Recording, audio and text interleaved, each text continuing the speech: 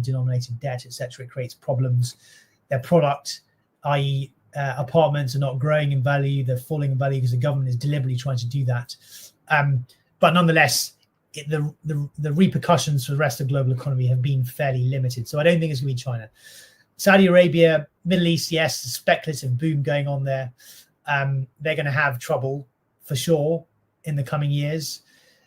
Whether they're big enough to precipitate things globally, I don't know. It's a possibility.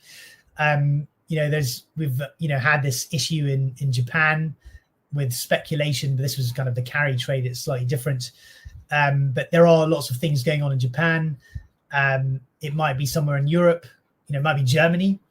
Germany didn't have much of a boom last time, but they've had a pretty significant, and they're having, they're in an economic slowdown at the moment, but property prices are very high and they're not used to the kind of boom bust nature of the property market potentially.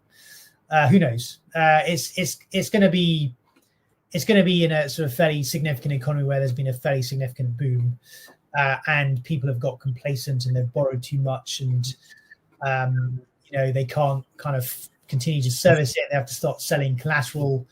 That pushes the prices down of that collateral, usually high quality for everyone. Other people start to sell. There's a chain reaction. Banks withdraw lending from businesses that would otherwise perfectly healthy, a bit like my family experience. And the problem is the central bank interventions calm the markets for a certain amount of time, and the whole thing breaks open again. And then in addition to problems, you get the sense that the government, in fact, doesn't know what it's doing or can't sort it out, and then you get a full-scale panic. And that's, I think, really it's partially kind of sentiment as well as, economic fundamentals being quite negative as well. And we haven't had that situation so far, which is why Silicon Valley Bank, the carry trade, the LDI hasn't created the problems that people expected at the time.